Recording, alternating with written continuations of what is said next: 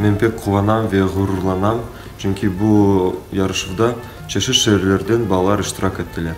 Ve улардын арасында тамам кырым-татар милли оюнлары биринчи жерлерин казандылар.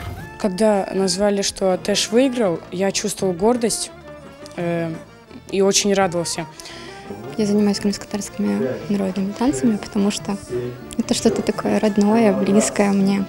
Когда мы поехали в Сочи, мы там все так сплотились, и чувствовалось вот это вот что-то единое, целое какое-то. Когда мы заняли первое место, это трудно описать.